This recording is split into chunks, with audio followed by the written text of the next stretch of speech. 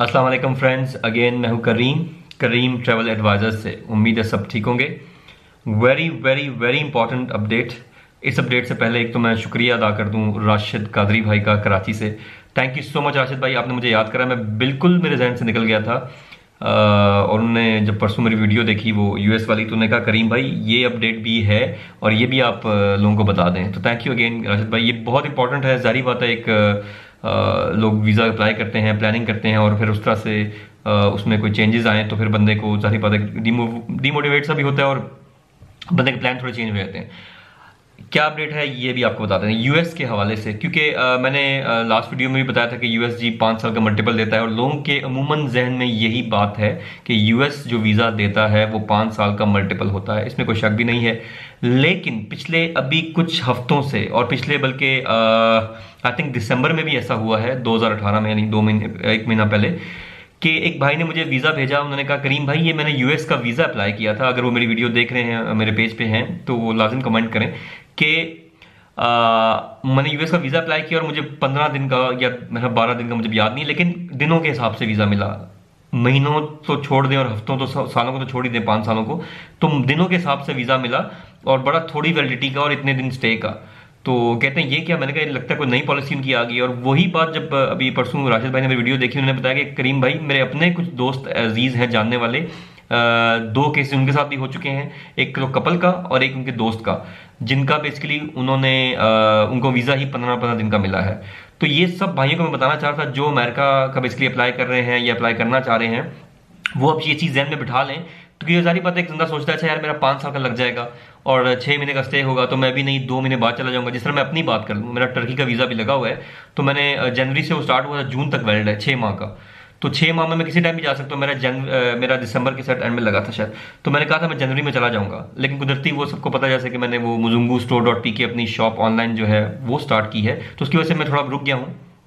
तो अब मेरा प्लान है कि थोड़ा लेट करके जाऊं 1-2 माह बाद, तो मेरे पास टाइम है।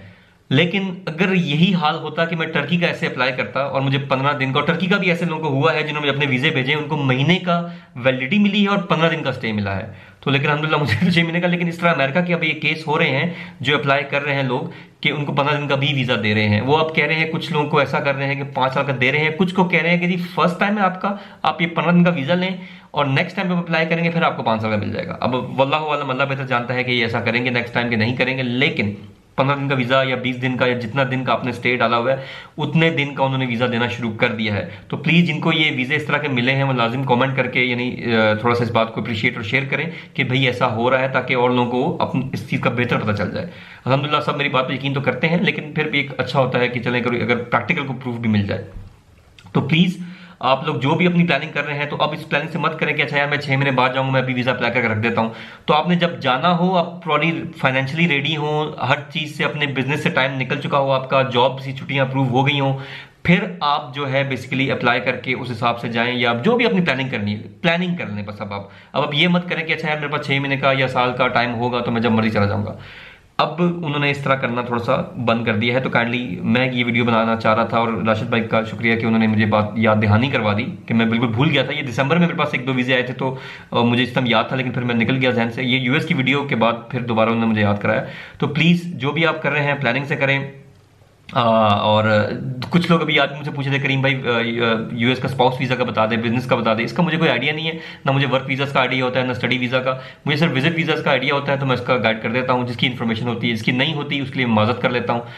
Thank you so much again. इस वीडियो को जरूर शेयर करें अपने चाहने वालों के साथ। थम्स का वो कौन सा बटन, सब्सक्राइब का और बेल का बटन जरूर दबाया करें, ताकि आपको मेरी मजीद वीडियोस भी मिलती रहें। काफ़ी सारी मेरी वीडियोस हैं यूएस के टॉपिक्स पे। यूएस का वीज़ा लगा हो तो कौन से वीज़े आपको मिल सकते हैं, उसके अलावा शेंजन का वीज़ा लगा हो तो आपके कौन सी कंट्रीज वीज़ा फ्री कर देती हैं। इस तरह की काफ़ी सारी छोटी मोटी वीडियोज़ हैं। जीसीसी कंट्रीज, अरब का अगर आपके पास रेजिडेंस कार्ड है दुबई का, किसी गल्फ स्टेट का, तो उस पर कौन सी कंट्रीज वीज़ा देती हैं, वो भी मेरी वीडियो बनी हुई है। आप काइंडली देख लिया करें। फ्रेश पासपोर्ट की क्या वैल्यू है, ट्रैवल हिस्ट्री कैसे बनानी, काफ़ी सारे सवाल मुझसे भाई कर रहे होते हैं, लेकिन अल्हम्दुलिल्लाह मैंने इन सब पे वीडियो बनाई हुई है। तकरीबन कुछ टॉपिक रह जाते हैं, मुझे पूछा करें, मैं इंशाल्लाह उस पर भी वीडियो बना दिया करूंगा। Thank you so much. Bridge builder channel जरूर सब्सक्राइब करें। मुजुंगू store.pk जो मेरा शॉप का ऑनलाइन स्टोर है, मेरा जो ऑनलाइन, उसको जरूर पेज को लाइक और शेयर कर दें। अगेन मिलते हैं नेक्स्ट वीडियो में किसी और अपडेट के साथ। तब तक दुआ में प्लीज मुझे याद रखें। Love you all, stay blessed, खुश रहें, आमीन, अल्लाह हाफ़िज़।